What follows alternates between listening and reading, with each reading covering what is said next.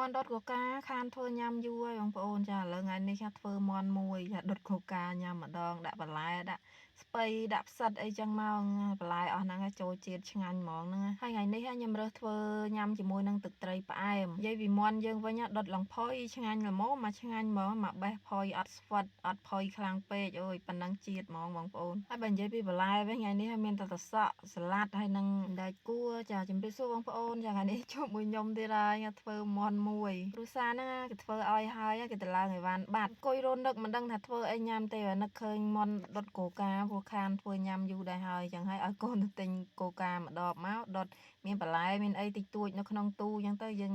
មានអីញ៉ាំហ្នឹងតោះហើយទម្លាប់ខ្ញុំពេលដុតខ្ញុំកាត់ជើងកាត់កវាចាដុតវាចឹងទាំងអស់ណាប៉ុន្តែគាត់ថាយើងកាត់ចេញចឹងណាហើយបុកខ្ទឹមសខ្ទឹមក្រហមមកដាក់ម្រេចបន្តិចសៅស៊ុបរ៉ូឌីបន្តិចចាយើងលួចគ្រឿងតិចតិចឲ្យឈ្ងុយហើយឲ្យវាមានជាតិឡមបងប្អូនចាអត់ឲ្យប្រៃពេកទេព្រោះអីយើងនៅជ្រលក់មួយទឹកជ្រលក់ទៀតខ្ទឹមសខ្ទឹមក្រហមណាខ្ញុំបុករៀងបែកល្មមឲ្យ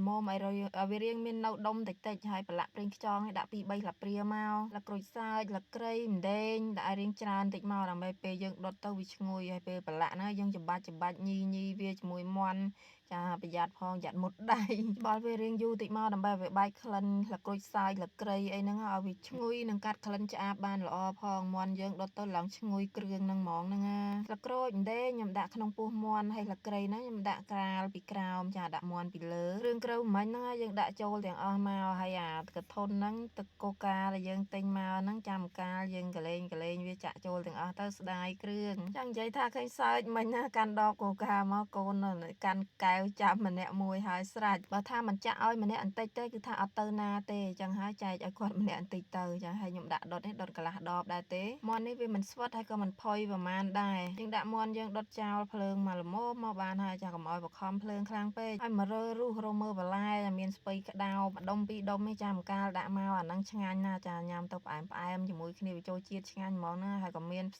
ផ្សិតនេះបន្តិចដែរកាត់គល់រួចហើយចាអានេះហៅផ្សិតអីចេះអូដូចជាផ្សិតព្រិលបងប្អូនគេហៅផ្សិតព្រិលហើយក៏មានស្ពៃបូកូនេះមួយដុំដែរចាខ្ញុំបកយកធៀងវាចឹងទេចាខ្ជិលពុះទៅវាខូចចាំវាដាក់ក្នុងទូវាមិនអីបងប្អូនតែអត់ចង់ពុះខ្ញុំហែកទម្លាប់ខ្ញុំគឺថាខ្ញុំហែកអាក្រៅនឹងញ៉ាំមុនចឹងណាមើលមាន់នេះវិញខ្ញុំដុតចោលប្រហែលជា5 10នាទីហើយបានខ្ញុំដាក់បន្លែចូលដាក់ស្ពៃបូកូហើយនឹងស្ពៃក្តោបចូលមុនព្រោះឲ្យវារៀងវាផុលបងប្អូនចាចឹងផ្សិតខ្ញុំចាំដាក់តាមក្រោយឲ្យវារៀងក្រាបតិចសិនបានយើងដាក់ផ្សិតចូលយើងត្រឡប់ប្រែមាន់ប្រែស្ពៃយើងនឹងខ្លះមកចាឲ្យវាចូលជាតិបានល្អហើយដាក់ផ្សិតចូលមកមាន់នេះទូចដែរទេបងប្អូនចាមាន់ចាយវាអត់ធំទេត្រឡប់ដាក់ផ្សិតដាក់អីរួចហើយគ្របវាទុកចោលសិនមកធ្វើទឹកត្រីសិនហើយអាត្បាល់យើងបុក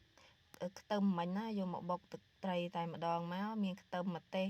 សម្រាប់ម្ទេសដាក់តាមចំណូលចិត្តទៅម្ទេសឲ្យបុករៀងមកល្អិតល្មមឲ្យរៀងបែកមករៀងនៅដុំខ្លះចារួចហើយដាក់ប៊ីចេងចូលបន្តិចស្ករត្នោតចាចំពោះក្រូចឆ្មានេះដាក់ឲ្យវារៀងជូរជ្រះតិចមកចាចំពោះទឹកត្រីបើអត់ជូរជ្រះទេអត់ឆ្ងាញ់ទេបងប្អូនយើងដុតកូកាអញ្ចឹងមាន់យើងបន្លែយើងវារៀងផ្អែមស្រាប់ហើយអញ្ចឹងទឹកត្រីមិនបាច់ធ្វើរៀងទឹកត្រីផ្អែមមែនតែមិនបាច់ឲ្យរៀងផ្អែមពេកទេមករៀងមានជាតិប្រៃមកហើយផ្អែមល្មមមកបានហើយតែផ្អែមពេកគឺថា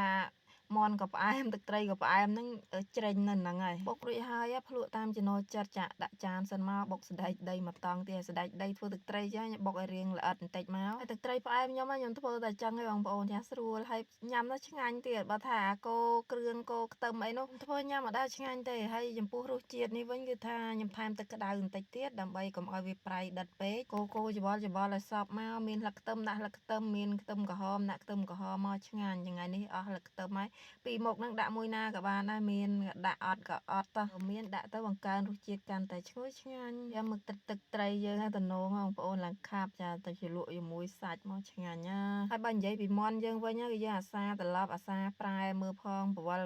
វាខាញ់លោរីងទឹករីងអីអាដុតនេះណាតែខ្លោចលេងឆ្ងាញ់ហើយមើលតែទឹកហ្នឹងវារីងអស់រៀងនៅចាប់តិចណាយើងបវលទៅបវលមកត្រឡប់មាន់ចុះឡើងដើម្បីឲ្យមាន់យើងហ្នឹងវាក្រហមជាប់ជាមួយនឹងអាទឹកកូកាចាវារៀងខាប់បងប្អូនចាយើងត្រឡប់បវលឲ្យសប់មកគឺថាអូវាចូលជាតិគ្នាឆ្ងាញ់ជាមួយមាន់ហ្នឹងហ្មងណាហើយបើបន្លែលក់អីវិញគឺថាយើងដាក់តាមយើងចូលចិត្តចឹងទៅចាខ្ញុំថ្ងៃនេះមានតែប្រមាណមុខហ្នឹងទេចាហើយមានជីថ្ពាល់ត្រីដាំនៅក្រោយផ្ទះដែរតែដល់ពេលញ៉ាំភ្លេចនឹកឃើញថាមានជីដាំខ្លួនឯងញ៉ាំតែប៉ុណ្្នឹងទៅ